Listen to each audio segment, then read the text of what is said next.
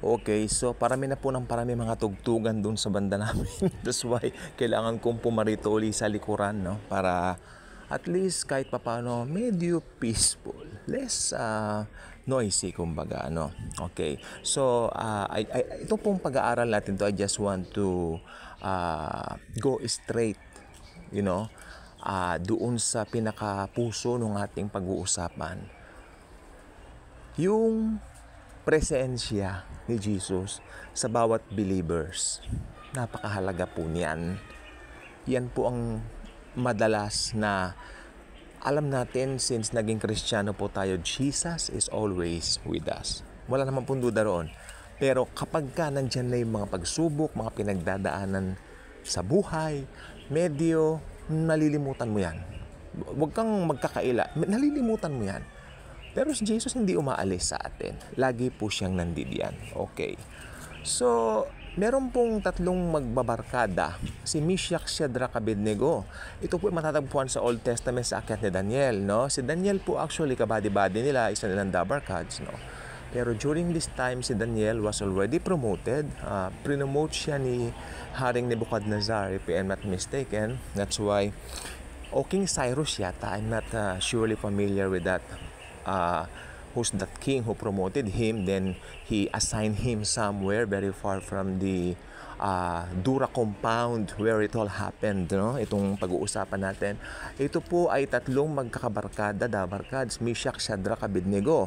Ito po mga ito ay may mahigpit. Yan, under the law po ito, don't get me wrong. Ito po ay not under the new covenant of grace as we have as we have right now. Ito po ay talagang matindi. Okay? Sunod ka rito, sunod ka dyan. Sumusunod sa batas ng Panginoong Hesukristo. Kasi under the law sila. Okay, so ito po ang nangyari. Ito pong haring ito na Nebuchadnezzar nga po. Si Nebuchadnezzar natuwa kay Daniel. That's why, of course. It's Nebuchadnezzar who assigned him somewhere. Na-promote na po kasi siya. So, naiwan itong tatlong dabarkads niya. Mga kaibigan niya, kabady-bady niya. Okay, so, sila po ay nakitaan din naman ni Nebuchadnezzar ng tinatawag na katalinuhan, pagiging wise, no?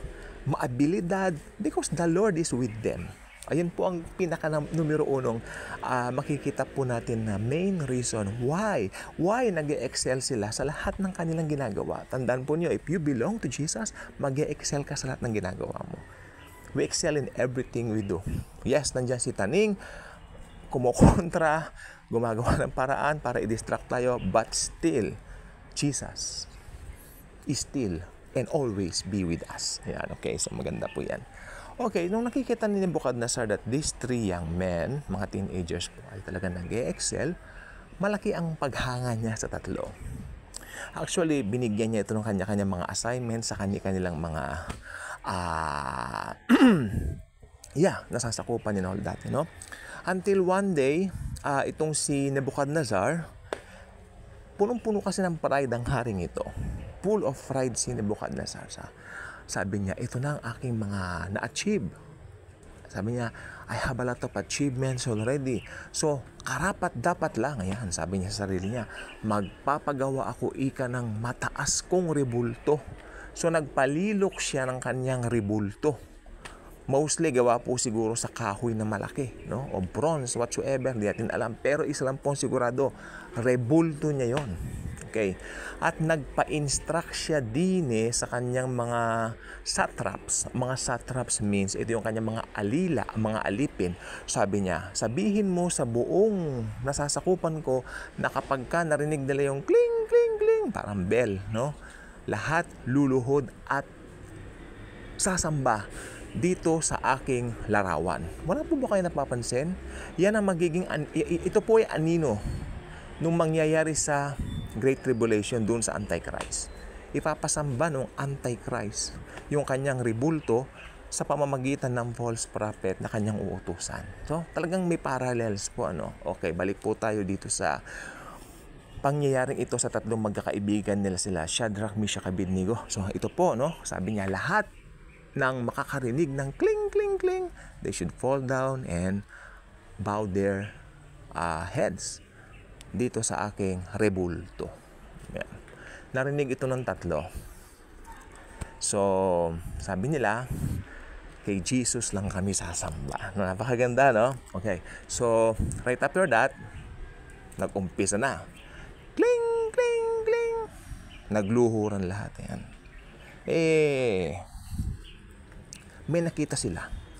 Sandali po, mahal na hari. Kanya kay Nebuchadnezzar. I think may nakatayong tatlo. Hindi naluhod. Hindi sumunod. Hindi ka pinasawa, mga pasaway. No? Dinedma ka. Okay. Sino yun? Kanya. Si Shadrach, si Meshach, Abednego. Kanyang ganon. Pumuntahin dito. Punta naman. Oh. Bakit kayo hindi lumuhod sa ribultong pinagawa ko? Sabi nung tatlo, sorry, mahal na hari, sa Panginoong Hesukristo lang kami luluhod. Kahit magalit kayo sa amin, kay Jesus lang kami luluhod, sabi niya. Wow, di ba? So anong lesson natin dito? Sa atin, mga Kristiyano, kay Jesus lang tayo sasamba at luluhod.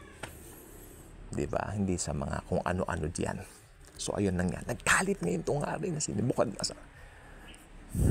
Kanyang ganon. So ginawa niya, may pugon siya. Alam niyo yung pugon? Pinapainit doon yung mga di ba mga tinapay, yung mga pandesal, pag bumibili tayo doon sa pugon, ito po ay anong tawag dito, idinaraan, no? Ayan. Pasaway. Yan ganon. Itapon sila sa pugon. Alam niyo po ba, sabi ni Nebuchadnezzar, sandali. Painitin niyo pala yan ng 7 ulit. Yan. Ibig sabihin, mainit na yung pugon, 7 times pa nilang pinainit kaysa doon sa usual na kainitan nito. Kaya ang nangyari, nung kukunin na itong tatlo para itapon nga po sila sa pugon, ang nangyari, yung mga magtatapon sa kanila sa pugon, sila ang nangamatay sa sobrang init. Pero yung tatlo, tinapon sila sa loob. Ayan. Sabi ni Nebuchadnezzar, dedo na kayo, dedo na, tegi na kayo. Ayan. Tapos na ganyan, silipin ko nga, sumilip ngayon si Nebuchadnezzar. Sandali. Tinawag niya yung algila niya, alipin niya. Hindi ba 3 lang na tao ang tinapon natin sa pugon? Bakit nakakakita ako ng 4 na tao? At yung isa ay parang Diyos. Sabi niya. Wow! Coming from the mouth of Nebuchadnezzar na unbeliever. Sabi niya ganyan. Natakot siya. Tapos sumigaw na si Nebuchadnezzar, Meshach, Shadrach, Abednego, magsilabas kayo. At lumabas po yung 3 mula sa pugon. At sabi ng Biblia na hindi man lang sila napaso, hindi man lang sila nag-amoy usok, ni konting galos, wala sila. Alam nyo, totoo po yan. Kasi i-break ng kapangyarihan ng Panginoong Hesukristo yung natural law. Sa natural law, pag nilagay mo ang kamay mo sa init, mapapasok ka. Pero sa law, sa kapangyarihan ni Jesus, sa grace niya, mabe-break lahat yan. Remember, Jesus is the creator of the universe. And mula noon, sabi niya, lahat ipinag-uutos ko, sasamba na kayo kay Jesus. Yan. Nagpagawa siya ng degree. Ang Panginoon ng 3 ito na si Lord Jesus, ang tunay na Panginoon. Yan. Si Jesus lamang ang inyong sasambahin. Ganon din po sa ating mga Kristiyano. No? Marami pong temptation, nakapaligid, si Satan nagawa ng paraan, pero deadmahin natin siya. Kay Jesus lang po tayo mag-focus sapagkat si Jesus, He gave Himself for us para magkaroon tayo ng tinatawag na Zoe life. Ito yung buhay na walang hanggan.